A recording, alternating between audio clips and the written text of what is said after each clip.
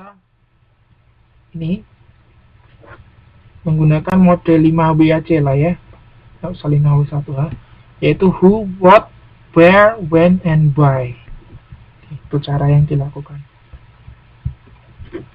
Berikutnya ini analisis situasi persaingan.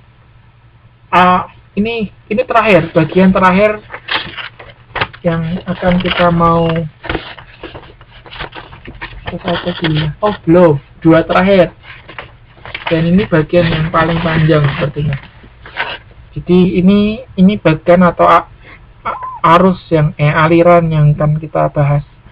Pertama kita perlu memahami atau ngerti pengertian apa sih situasi persaingan itu.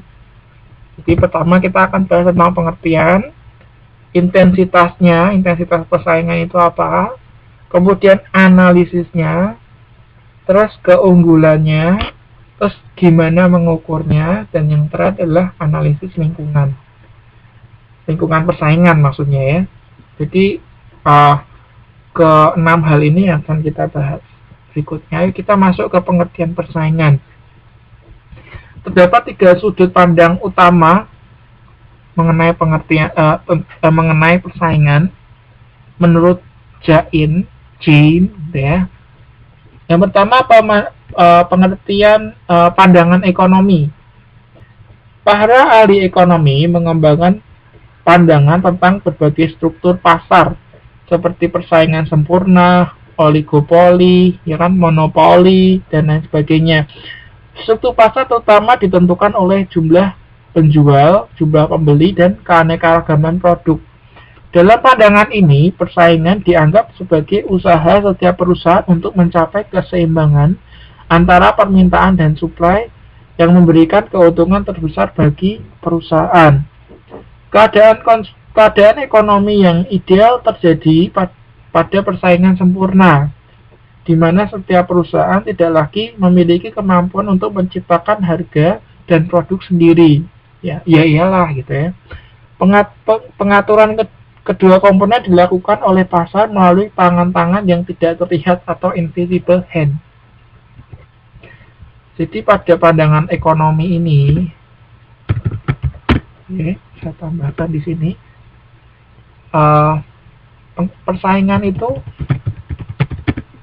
terjadi dalam pasar sempurna. Pasar persaingan sempurna. Artinya apa? Bukan pasar yang monopoli, bukan pasar yang monopsoni. Di persaingan sempurna.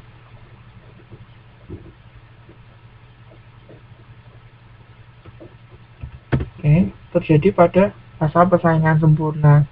Dan persaingan dianggap sebagai usaha perusahaan untuk mencapai keseimbangan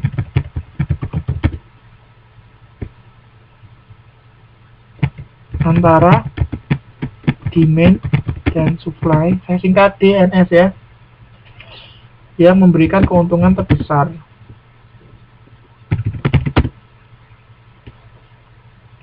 Profit terbesar. Ya, jadi perusahaan itu persaingan dianggap sebagai usaha untuk mencapai keseimbangan. Ya. Inti dari persaingan menurut pandangan ekonomi ini, persaingan terjadi dalam pasar persaingan sempurna, dan persaingan ini itu tercapai jika terjadi keseimbangan antara demand dan supply, ya, yang memberikan P atau profit terbesar. Nah, ini adalah persaingan menurut pandangan ekonomi. Berikutnya sudut pandang industrial organisasi. Pandangan ini menganggap bahwa setiap perusahaan perlu melihat persaingan secara makro, sebab kinerja sebuah perusahaan ditentukan oleh faktor-faktor terkait industri seperti struktur pasar atau industri, pengarahan pasar atau market conduct, dan kinerja pasar. Struktur industri meliputi konsentrasi industri, yaitu jumlah dan ukuran perusahaan-perusahaan dalam industri, hambatan masuk dalam industri, diferensiasi di antara produk-produk yang dihasilkan industri, pengarahan pasar yang pada dasarnya merupakan strategi menggambarkan perilaku perusahaan dalam membuat keputusan-keputusan seperti pengembangan produk, penetapan harga, distribusi, dan promosi. Kinerja pasar diindikasikan oleh kemampu-labaan atau profitability, efisiensi, dan keinovatifan. Jadi persaingan menurut pandang industrial organisasi ini, persaingan itu ditentukan oleh faktor-faktor terkait industri, gitu ya. Persaingan ditentukan oleh faktor industri. Kemudian pasar, tidak hanya oleh industri tapi juga oleh pasar ya.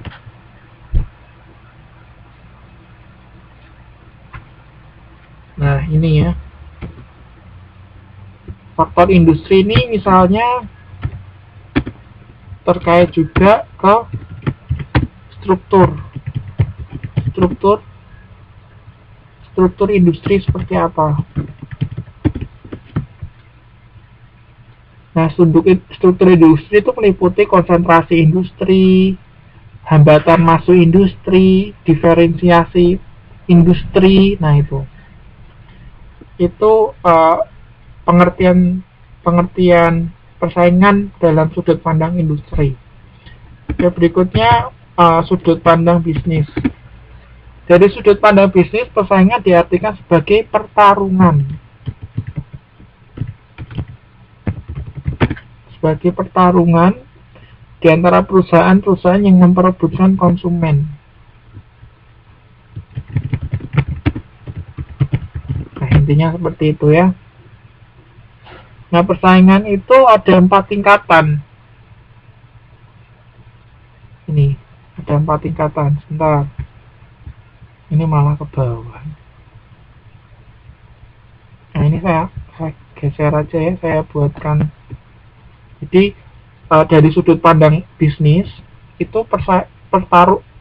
pengertian persaingan adalah pertarungan perebutan konsumen.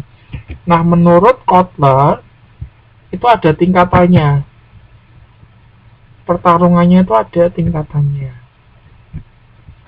Nah, tingkatannya ini. Persaingan merek, jadi mereknya yang bertempur. Kemudian persaingan industri. Ini pengertiannya adalah persaingan antara produk tidak setipe atau tidak sekelas tetapi masih dalam industri yang sama. Misalnya ini antara Daihatsu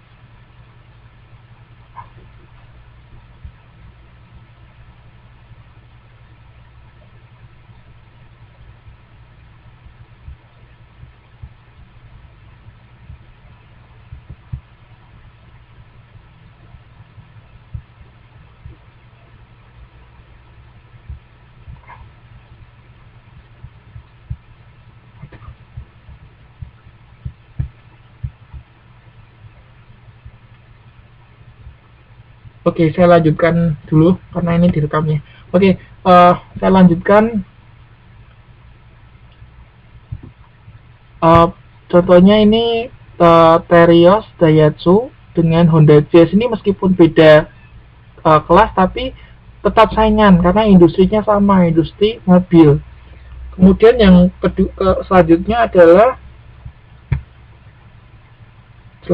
adalah persaingan manfaat. Persaingan manfaat ini apa? Terjadi antara produk dari industri berbeda tetapi memberikan manfaat yang sama. Dan berikutnya adalah persaingan generik. Merupakan persaingan antar produk yang memberikan manfaat yang